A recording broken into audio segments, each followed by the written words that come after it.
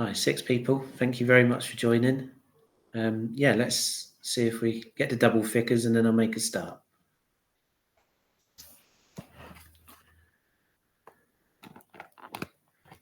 This is actually the first time I've done this live video thing, so something new.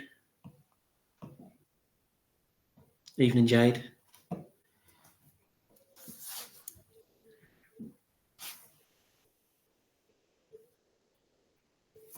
Okay, great. Numbers seem to settle down. So everyone, thank you very much for being here. I'm going to just introduce myself and then read the start of a story. So yeah, I'm Martin Grace. I'm in Southern England, and yeah, it's quite a lovely evening after a day of rain, good old British rain today. And I'm a science fiction author, or a wannabe science fiction author. I've been on Substack since last September, and I started serializing my what will be my debut novel, The Moon Talker. It's kind of literary sci-fi, and I had this random idea. I was writing a short story not connected to that world, and had a random idea about a science fiction anthology called Future Britons, where British authors could write and contribute stories set in the very near future. So not no time travel or anything like this. Kind of near future visions of how Britain could turn out, given the way of the world and the things that we're worrying about at the minute. What if they played out? So that anthology is Future Britons. I see we've got a couple of contributors join the call. Thank you. That's Jade and Sophie. And my story is called Implanted, and I'm going to read it now. I'm not going to read the whole thing. I'm sorry to be a tease. I'll stop at the good bit if you don't mind, and then you'll have to wait until it's in print to read the rest, okay? If you like it. This is Implanted. She waited for him, this grandfather she'd never met, outside the prison gates. The young woman, Rose, sat in the driver's seat of an armoured SUV. Her knife-proof jacket and matching trousers were Bureau standard navy blue, same as the car. Rose was alone, but only in the old human sense, because no law-abiding citizen was ever truly alone, not anymore. Rose checked the dashboard clock again. Sky. A digital face appeared on the screen. It, was plainer in features than her human partner, yet they both wore purple lipstick. Sky frowned. What now? My mother's crook of a sperm donor is a no-show. That's what, said Rose. He's only 15 minutes late. Have some patience for once. Rose crossed her arms, huffed, then slumped down further. I know you're nervous, said Sky, in a neutral English accent that was neither posh nor common. You'll be back on the mainland in no time. Rose gave Sky a hard stare. I'm not nervous, just pissed off that Mum sent me here with no backup. It's against protocol. You know why, so if you want that promotion, get a grip. Rose pouted, then stared out at the deserted prison island shitscape. Fine. Sky's expression softened. One last thing. You'll need to drive home. Why? Your grandfather would be wary enough of you turning up in a bureau car in uniform, but he hates implants. Best you drive. Rose waved a dismissive hand, then side-smiled. Whatever, shirker. Sky shook her head with an exasperated grin before the dashboard screen faded to black. This prison within a prison was a Victoria brick monolith, encircled by a 20-foot-high wall with cast iron gates, a relic from the last millennium, like her grandfather, and the surrounding terraces of crumbling 2-up, 2-downs. A single autonomous guard drone, armed with twin railguns, hovered 15 feet in the air above the gates. A siren sounded. Orange rotating lamps flashed across the wall, and one half of the rusty portcullis creaked open. An old man stepped outside for the first time in 20 years, wearing a checked red shirt, black boots, and baggy black jeans. His thin grey hair was swept back into a man bun. The gate slammed shut. Rose cracked open her window. The drone scanned the old man.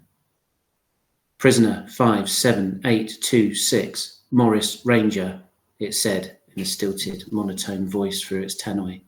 "Wait here for your assigned escort." Rose got out and crossed the street. The drone rotated 180 to point both barrels at her. She froze. The hair on her neck prickled. "Officer 1DCB4, escorting prisoner 57826. Request transfer. Transfer approved." Rose beckoned her grandfather. He strode towards her across the blast-hole-ridden tarmac.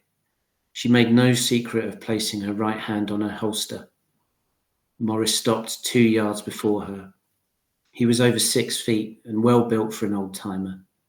His blue eyes met her own, then flicked down to the bureau insignia, the flying white dove on her chest. His top lip curled into a snarl. Rose pointed a thumb over her shoulder to the SUV. "Back seat. Get in." The guard drone loomed over them. Morris got into the rear offside seat without fuss. Rose slipped an envelope through the slot in the steel grille between them. Morris snatched it and tore it open, then skimmed the brief note that his daughter had scrawled on headed bureau paper. He scrunched it up and threw it into the footwell. "I'm Rose, your granddaughter." "So it says. Can't believe my girl is bureau, though." Rose laughed at the thought of her uptight, middle-aged politician mother being described as a girl. "A lot's changed, old man." Rose caught him staring at her in the rearview mirror. "You have her eyes," said Morris in his gruff working-class accent, which landed somewhere between Cockney and West Country farmer. "An attitude. I'll give you that much." Rose passed her grandfather an old photograph of him beaming with a beautiful dark-haired woman in his arms. "Found this in Mum's not-so-secret keepsake box. Who is she?" Morris took the photo with a slight tremble, then held it to his lips for a moment. "None of your business." Rose glimpsed her own hair in the mirror. No matter how often she bleached and dyed the roots, they always grew back black. She started the electric motor and pulled away. "Where are you taking me?" asked Morris. "London, for your implant ceremony, so you'll be a free citizen." "Pah!" Rose gritted her teeth. "Mum will be there. She's looking forward to seeing you." "Bullshit." At least he wasn't dumb, this grumpy new grandfather. The shell of his hometown, the former naval city of Portsmouth, and its endless boarded-up concrete tower blocks passed by Morris's window. What have they done? Rose missed that his question was rhetorical. It's an open prison island now, where all the dissenters and deadbeats hide in their tunnels like rats. The Bureau keeps the most dangerous ones, like you, in max security. Morris hung his head. "What's your problem?" Rose snickered and pressed her right tragus, that lumpy bit of cartilage that sticks out over the ear hole. Play some music, she thought. Loud music. That's unwise, said Sky. We need him compliant. Stop antagonizing him. Just do it. Sky analysed Rose's sentiment and emotional markers, such as speech tone, heart rate, and low dopamine levels, then generated in real time the perfect song to match her human's foul mood. Post-thrash techno riffs and pounding semi-quaver drum beats blasted out, distorting the car speakers. The bass throbbed in Rose's chest, and she grooved her head in time to the punishing rhythm. A rush of endorphins reinforced Sky's creative decisions. So her composer agent layered multiple samples of human roars in E-flat. Roar! Ah! Screamed Morris. Turn it off! But Rose turned around to look him square in the eye and mouthed the second "Rah!" in time. Morris covered his ears. His shoulders shook. "Turn it off. Please stop." His eyes welled with tears. Despite herself, Rose felt a pang of empathy. Sky stopped the music, but Morris now rocked back and forth. Rose pulled the car over and turned around. "What the? Is he having a fit?" "Your grandfather may be autistic," said Sky. "The loud music was a sensory overload for him, triggering this meltdown." "Bollocks. Should have listened to you." "Uh-huh." Rose checked the time. Morris's implant ceremony was 62 miles and only 2 hours away. "What can I do?" "Nothing. There's no talking to him now. Let him calm down on his own, then apologise. And cut the attitude." Rose drove on to the secure crossing. "He doesn't seem so dangerous. Not like Mum said." Sky's face flashed up on the dashboard screen. She frowned and wagged a finger at Rose. "Morris was locked away for good reason.